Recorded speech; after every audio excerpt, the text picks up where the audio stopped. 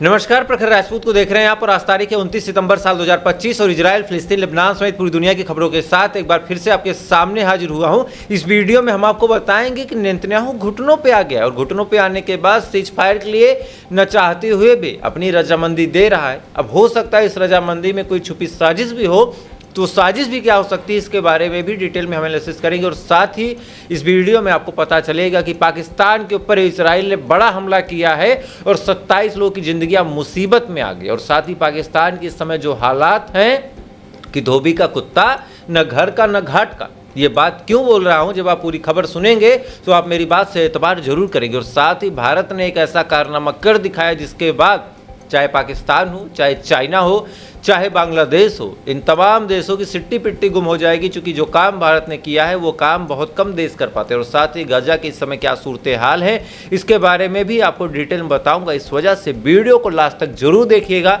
Channel पे नए हैं तो वीडियो को लाइक करके, चैनल को सब्सक्राइब करके अपना प्यार जरूर दे दीजिएगा। और साथ ही इजराइल और फिलिस्तीन की इस जंग में आप किसके साथ खड़े, इजराइल के साथ खड़े हैं या फिर फिलिस्तीन के साथ खड़े हैं, एक बार कमेंट करके फिलिस्तीन के लिए दुआ करके हाजिरी जरूर लगा दीजिएगा कमेंट सेक्शन में। तब तक एक एक करके मैं आपको खबरें बताता हूं। और सबसे पहली खबर जो निकल के सामने आ रही है वो इजराइल को लेके आ रही है। आप एक चीज़ जान लीजिए, किसी भी आदमी के अंदर जब लालच और हवस सवार हो जाए तो उस आदमी का मुस्तकबिल किसी भी हद तक उसको लेके जा सकता है। और ऐसा ही कुछ हुआ है डोनाल्ड ट्रंप के साथ। डोनाल्ड ट्रंप कई पीढ़ियों का मतलब इजराइल के साथ मिलकर अमेरिका के जितने भी राष्ट्रपति थे वो फिलिस्तीन को दबाने का काम करते थे। लेकिन अचानक से डोनाल्ड ट्रंप को एक नई भूख लगी और भूख थी नोबेल पीस प्राइज़ की। अब इस प्राइज़ के लिए उन्होंने हर एक कीमत को चुका दिया, कहीं कूद के क्रेडिट ले लिया, कहीं कहा कि हम ही हथियार रोकेंगे, हम ही जंग रोकेंगे। मामला नहीं बना। इसके बाद क्या हुआ, इसके बाद इन्होंने अगला दांव खेला रसिया और यूक्रेन पे। वहाँ इनकी दाल गली नहीं, तब इनको लगा कि चलो इजराइल और फिलिस्तीन के बीच कूदते हैं। और अचानक से ही उन्होंने सीज फायर करवाने का ऐलान कर दिया। उन्होंने 21 पॉइंट वाले प्रपोजल को रखा और कहा कि इस प्रपोजल को दोनों देशों को मानना पड़ेगा। अब किस्मत का खेल देखिए कि हमास के ऊपर तो दबाव ये भाई साहब नहीं बना पाए, लेकिन न्यूयॉर्क में ही नेतन्याहू मौजूद थे। नेतन्याहू को बुला लिया और बुलाने के बाद कहा कि तुम्हें मेरा प्रपोजल मानना पड़ेगा। अब नेतन्याहू की आप हालत देखिए, अगर न माने तो ट्रंप की दुश्मनी लग जाए, अगर न माने तो अमेरिका पूरा खिलाफ खड़ा हो जाएगा। चूँकि ट्रंप को नोबेल पीस प्राइज़ चाहिए और उस पीस प्राइज़ के बीच में कोई भी आएगा तो ट्रंप उसकी बलि चढ़ा देगा। अब चाहे नेतन्याहू ही क्यों ना हो, नेतन्याहू अगर बीच में आ गया तो नेतन्याहू को भी निपटवा देगा, हम सभी जानते हैं। अगर एक्सेप्ट ना करे तो अमेरिका की दुश्मनी, और अगर इस सीज फायर के प्रपोजल को इजराइल एक्सेप्ट कर ले तब किस्मत का खेल देखिए कि इनके ग्रेटर इजराइल का जो सपना और मंसूबा था, सारी की सारी चीज़ें धरी की धरी रह जाएंगी। सारा का सारा जो मंसूबा है वो नाकामयाब हो जाएगा। इस वजह से इजराइल के जो प्रधानमंत्री हैं बेंजामिन नेतन्याहू, उनका भी हाल धोबी के कुत्ते जैसा है। ये न घर के हुए न घाट के हुए, ना ही ये ग्रेटर इजराइल के मंसूबे को कामयाब कर पा रहे हैं, ना ही ये सही तरीके से अमेरिका को खुश कर पा रहे हैं। और पूरी दुनिया में इनकी जो बेइज्जती हुई वो पूरी दुनिया देख ही रही है और किस हिसाब से पूरी दुनिया इनको अलग थलग कर चुकी है ये भी हम सभी जानते हैं। इस समय बड़ी अपडेट जो निकल के सामने आई वो भी आप जान लीजिए। नेतन्याहू ने अपने मुंह से आज कबूल लिया कि अगर हमास के लीडर जाना चाहे तो हम उनको सेफ पास देंगे। ये बात नेतन्याहू ने बोल दी। अब यहाँ पे लेकिन सोचने वाली बात है कि क्या नेतन्याहू ने अपनी मर्जी से ये बात बोली, या फिर अमेरिका का दबाव है, या फिर ये नेतन्याहू और अमेरिका के राष्ट्रपति डोनाल्ड ट्रंप का कोई बड़ा प्लान है। देखिए, ये दोनों कभी भी अपनी जबान के पक्के और सच्चे नहीं हैं। इन्होंने हमेशा से ही लोगों को धोखा देने का काम किया है। तो हो सकता है कि ये महज एक चारा हो। चारा कैसा कि एक बार हमास के लीडर गाजा को छोड़ के, यानी अपना जो उनका सेफ बंकर है उसको छोड़ के आगे बढ़ जाए तो ऐसे हाल में फिर इनको मारना आसान होगा। तो सिचुएशन दोनों तरफ से बड़ी अजीबोगरीब है। अगर इजराइल एक्सेप्ट कर रहा है तो भी वहाँ पे खतरा है, नहीं कर रहा तब तो खतरा है ही। अब आने वाला जो एक हफ्ता होगा वो बहुत कुछ डिसाइड कर देगा। इस वजह से आज से ही आप अगर चैनल पे नए हैं तो सब्सक्राइब कर लें, ताकि एक हफ्ते में जो कुछ खबरें आएंगी वो गजा के मुस्तकबिल को बनाने और बिगाड़ने वाली होंगी। इस बात को मेरी आप लिख के ले लीजिए कि प्रखर राजपूत ने क्या कहा था। खैर, इधर प्रपोजल के लिए बातचीत चल ही रही थी, इधर आयतुल्लाह खामनेई साहब ने ऐसा बयान दिया जिसके बाद इजराइल की जो बची खुची बेइज्जती थी वो भी हो गई। हुआ क्या, आयतुल्लाह खामनेई साहब आज बहुत दिनों बाद अपनी आवाम को एड्रेस करते हैं, यानी संबोधित करते हैं, और संबोधित करने के बाद आयतुल्लाह खामनेई साहब ने 2-3 पॉइंट रखे। सबसे पहले यूएन की खाली कुर्सियों की तस्वीर दिखाते हुए आयतुल्लाह खामनेई ने कहा कि देखो भाई, ये पूरी दुनिया में सबसे बड़े गुंडे बने फिरते हैं, और ये जब अपनी बातचीत करने जाते हैं तो इनका पूरा बाइकआउट हो गया। आपको जान के हैरानी होगी कि लगभग 67 देशों ने बाइकआउट किया था, 67 देशों ने। तो 67 कुर्सियां ऐसे ही खाली होगी, वो भी आगे की। नेतन्याहू खाली कुर्सियों के सामने अपनी स्पीच देते रहे, और साथ ही आयतुल्लाह खामनेई ने यह भी कहा कि इस समय इजराइल की जो सरकार और जो हुकूमत है, यहाँ तक कि जो इजराइल के लोग हैं, वो पूरी दुनिया में अलग थलग हो गए। और ये बात सच है। आज इजराइल के साथ कोई दोस्ती नहीं करना चाहता, आज इजराइल के पक्ष में कोई बोलना नहीं चाहता। क्यों? क्योंकि इजराइल की सरकार ने इतनी गंध मचा रखी है, इजराइल की सरकार ने इतनी गंदगी फैला रखी है, अपने आवाम को, अपनी कौम को इस कदर पूरी दुनिया में बदनाम कर रखा है। हो सकता है इजराइल का कोई आदमी बहुत अच्छा हो, कहीं भी हर आदमी गलत नहीं हो सकते और हर आदमी सही भी नहीं हो सकते। गद्दार, देशद्रोही हर देश में भरे पड़े, तो ऐसा नहीं है। हो सकता है कोई यहूदी बड़ा अच्छा हो, कोई इजरायली बड़ा अच्छा हो, लेकिन नेतन्याहू की ऐसी करतूत हो गई है कि वो आदमी खुश होकर पूरी दुनिया में ये नहीं बता सकता कि मैं इजराइल का हूँ, क्योंकि उसको पता है कि अगर बताऊँगा तो महज थू और बेइज्जती होगी, इसके अलावा और कुछ नहीं। खैर, ये तमाम बातें आयतुल्लाह खामनेई ने बोली, और साथ ही हसन नसरल्लाह को लेकर बड़ा बयान दिया और कहा कि हसन नसरल्लाह की यादें हमारे जहन में है, और हसन नसरल्लाह ने अपनी शहादत जिसके लिए दी थी, उस मकसद को हम कामयाब जरूर करेंगे। तो ये बात आयतुल्लाह खामनेई साहब ने साफ तौर पे बोली। खैर, अगली खबर का रुख करते हैं। अगली खबर लेबनान से निकल के सामने आ रही कि इजराइल ने बड़ा एयर स्ट्राइक किया है लेबनान के ऊपर, और ख़ासकर ऐसी तारीख को किया है जिस तारीख को हसन नसरल्लाह को लेके लोग एकजुट थे। हसन नसरल्लाह की याद में लोग तमाम तरह की बातें कर रहे थे, एकजुट होने की बात कर रहे थे, और ऐसे ही टाइम पे इजराइल की जो एयर स्ट्राइक हुई है, इस एयर स्ट्राइक ने आज लेबनान की आवाम को फिर से एक बार एक कर दिया। आपको याद होगा, ठीक 1 साल पहले मैंने आपको बताया था कि हसन नसरल्लाह की फ्यूनरल जब निकाली गई थी, उस टाइम पे इजराइल ने अपने फाइटर जेट भेज दिए थे लोगों को डराने के लिए।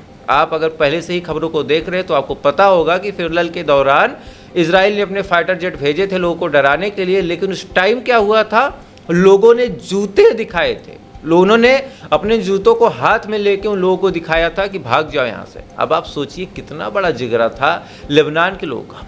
ऊपर से फाइटर जेट उड़ रहा, उसमें मिसाइलें हो सकती थी, हमला भी हो सकता था, कुछ भी हो सकता था, लेकिन ये लोग नहीं भागे। इन्होंने जूते दिखाए खिसिया के।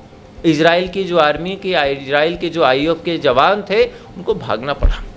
खैर, ये काम एक जज्बे वाला ही कर सकता है। बाकी बहुत सारे लोग ये चिल्लाते हैं कि हमारा जो देश बना है वो कलमे की बुनियाद पे बना है। बहुत सारे लोग कहते हैं कि हमारा जो देश बना है वो ला इलाहा इल्लल्लाह पढ़ के बना है, लेकिन आप उनकी हकीकत आज जान लीजिए, और जानने के बाद आज आप हंसेंगे।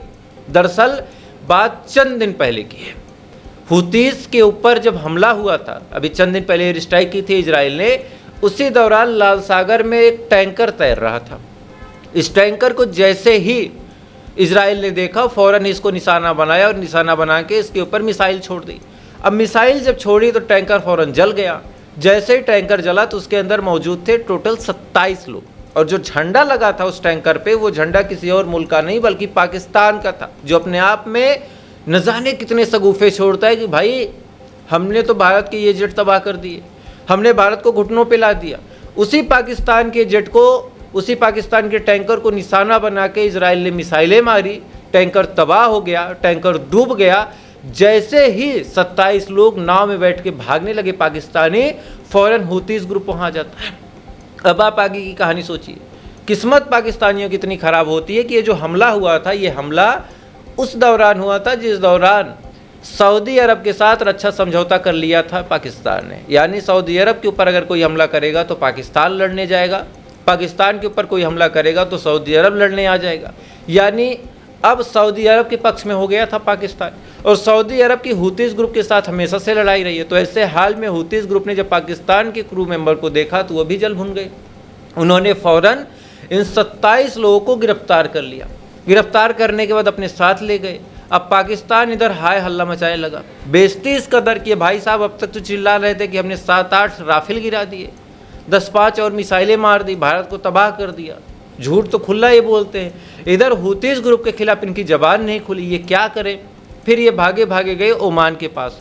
ओमान से कहा कि भैया कुछ मदद कर दो, ये जो हमारे लोग हैं ये हुतीज़ के कंट्रोल में है, पहले हमको इजराइल ने मारा, फिर हुतीज़ हमारे लोगों को पकड़ के ले गए और हम कुछ कर नहीं पा रहे, हमारी मदद कर दो।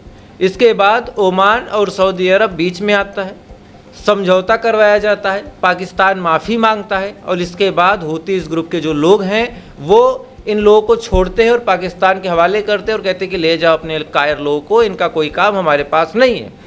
अब हुतीज़ ग्रुप ने जब इन लोगों को छोड़ा, उसी के जस्ट बाद जो पाकिस्तान के डिफेंस मिनिस्टर हैं और बाकी जो अलग अलग मंत्रालय के लोग हैं उन्होंने पोस्ट करना शुरू कर दिया कि अल्हम्दुलिल्लाह हमारे लोग फ्री हो गए। अब आप सोच के देखिए कि किसी और देश के लोग होते तो अब तक वो देश तबाही मचा देता।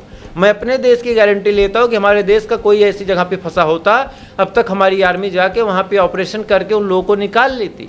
लेकिन पाकिस्तान सऊदी अरब के साथ रक्षा समझौता भी कर लेता है, उसके बाद हुतीज़ ग्रुप जब पकड़ ले जाते हैं तो सऊदी अरब भी आगे नहीं आता, सऊदी अरब कुछ भी नहीं करता।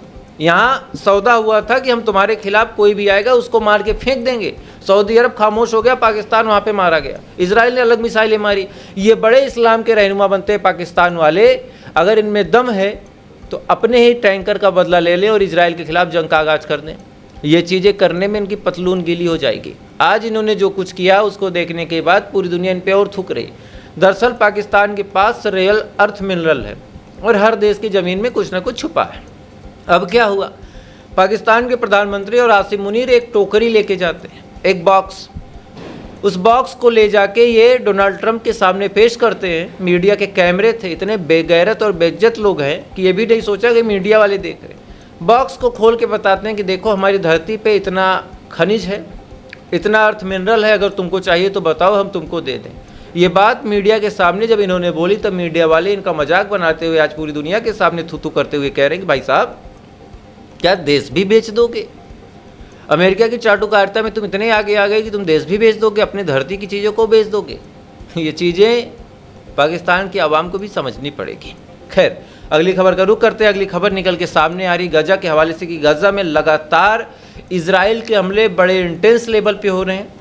इजराइल की जो टैंक है बहुत डीप अंदर तक जा रहे हैं और सबसे बड़ी वजह यह है कि इजराइल को पता है कि एनी हाउ कभी भी हमें सीज फायर करना पड़ सकता है, तो इससे पहले कि सीज फायर करना पड़े गजा की ज़मीन को जितना कब्जा कर सकते उतना कब्जा कर ले। चूँकि किस पॉइंट का ये जो प्रपोजल आया है इसमें कहीं भी ये नहीं लिखा कि गजा को छोड़ के इजराइल की जो सेना वो पीछे हट जाएगी या फिर गजा को जितना कब्जा कर लिया है उन तमाम ज़मीन के हिस्सों को छोड़ने का काम इजराइल करेगा। ये दो तीन बातें नहीं लिखी हैं तो यहाँ से फिर डाउट पैदा होता है कि क्या गजा में जितना कब्जा इजराइल कर लेगा वहाँ से पीछे हटेगा या फिर नहीं हटेगा। खैर अगली खबर का रुख करते हैं। अगली खबर इंडिया से निकल के सामने आ रही कि इंडिया ने एक ऐसा डिफेंस डील कर लिया जिसके बाद पाकिस्तान या फिर उसके जितने दुश्मन हैं सबके पैरों तले ज़मीन खिसक जाएगी। पहली बार इंडिया एक दूसरे देश में अपना आर्मी का या फिर अपने हथियारों का एक फैक्ट्री बना रहा। उस देश का नाम है मोरक्को। मोरक्को में जो वहाँ की आर्मी है royal arm force, royal arm force के साथ भारत की जो सेना है वो मिल के, खासकर जो टाटा एडवांस्ड कंपनी है वो मिल के एक सैन्य हथियारों का जखीरा बनाएगी। इसमें टोटल 150 WHAP वाहन भी बनाए जाएंगे। अब आपको नहीं पता तो बता दूं WHAP क्या है, हालांकि आपने देखा होगा नाम से भले ही आप ना जाने। WHAP वही एक जीप है जो 8 पहियों पे चलती है। खासियत इसकी ये है कि ये बख्तरबंद है, ये पानी में भी चल सकती है, ये धरती पे भी चल सकती है। इसमें मशीन गन भी फिट है, इसमें रॉकेट लॉन्चर भी फिट है, यानी इसको कहीं भी ले जाके कहीं भी जंग के मैदान में उतार दीजिए, आपके अंदर जो बैठा उसको गोली लगने नहीं देगा और साथ ही ये दुश्मनों को छोड़ेगा नहीं। और 150 ऐसे WHAP हथियार बनाए जाएंगे, ऐसे WHAP वाहन बनाए जाएंगे मोरक्को के अंदर और इसको बनाने का काम टाटा ग्रुप करेगा। और हम सभी जानते हैं कि टाटा ग्रुप जहां शामिल हो वहां पे भरोसा तो कायम ही है। खैर अगली खबर का रुख करते हैं। अगली खबर निकल के सामने आ रही है इस समय ईरान के हवाले से। ईरान के चाबहार पोर्ट पे फिर से अमेरिका ने सेंक्शंस लगाए हैं और इस सेंक्शंस का मतलब बहुत खास बात यह है कि ये सेंक्शंस ईरान से ज़्यादा भारत पे लग गए, क्योंकि 10 साल के लिए इस पोर्ट की देखरेख का जिम्मा भारत ने ले रखा था और ऐसे हाल में जब इस पर सेंक्शंस लग गए तो मुसीबतें भारत के लिए भी बढ़ जाएंगी। खैर अगली खबर का रुख करते हैं और अगली खबर निकल के सामने आ रही लद्दाख के हवाले से। लद्दाख में इतने दिनों से जो कुछ हुआ जो भी प्रोटेस्ट हुआ, जो भी लोग मारे गए, तमाम चीज़ों का जिम्मा उठा के सोनम वांगचुक पे रख दिया गया और ये कहा गया कि सोनम वांगचुक पाकिस्तान से मिले हुए हैं, पाकिस्तान की यात्रा भी करते थे, पाकिस्तान से इन्होंने ठीक ठाक पैसे भी खाए, इस वजह से सोनम वांगचुक देश के गद्दार हैं। लेकिन चूंकि अभी कोर्ट का फैसला आया नहीं है तो किसी को गद्दार अपने मुंह से मैं कहूँ वो शायद चीज़ें सही नहीं होंगी। और इसी क्रम में सोनम वांगचुक की जो पत्नी है गीतांजलि, उनका बयान आया। उन्होंने कहा कि हमारे जो पति हैं सोनम वांगचुक, वो पाकिस्तान के दौरे पे भले ही गए थे लेकिन वहाँ पे जाके हमने केवल अपनी सरकार की तारीफ़ें ही की थी। साथ ही सोनम वांगचुक पे आरोप लगाया गया कि ये विदेशी फंडिंग इकट्ठा करते हैं। सिलसिले से इसको नकार दिया और कहा कि हमारे पति एक भी पैसा किसी से इकट्ठा नहीं करते, हमारे पति बिल्कुल इनोसेंट हैं, निर्दोष हैं। और जो कुछ लद्दाख में हुआ वो 25 सितंबर को जो सीआरपीएफ का एक्शन था उसके बावजूद हुआ। यानी सोनम वांगचुक की पत्नी का मानना है कि सरकार की गलतियां हैं और सरकार अपनी गलतियों को छुपाने के लिए, अपनी खामियों को नज़रअंदाज करने के लिए मामला पाकिस्तान पे ले जाके थोप रही है। सोनम वांगचुक बिल्कुल निर्दोष है, उनकी कोई गलती नहीं है। हालांकि अभी ये जांच का विषय है कि वो गलती है या नहीं। खैर, तो फिलहाल ये थी पूरी खबर और सीज फायर को लेके क्या बड़ी अपडेट आएगी अगली वीडियो में आपको पता चल जाएगा। इस वजह से अगली वीडियो जरूर देखिएगा। बाकी थोड़ी देर बाद आपसे फिर मुलाकात होगी इजराइल, फिलिस्तीन, लेबनान समेत पूरी दुनिया की खबरों के साथ। तब तक आप अच्छे रहिए, खुश रहिए, अपना ख्याल रखिए, अपने देश का ख्याल रखिए। जय हिंद। ऊपर वाला आपकी हिफाजत करे।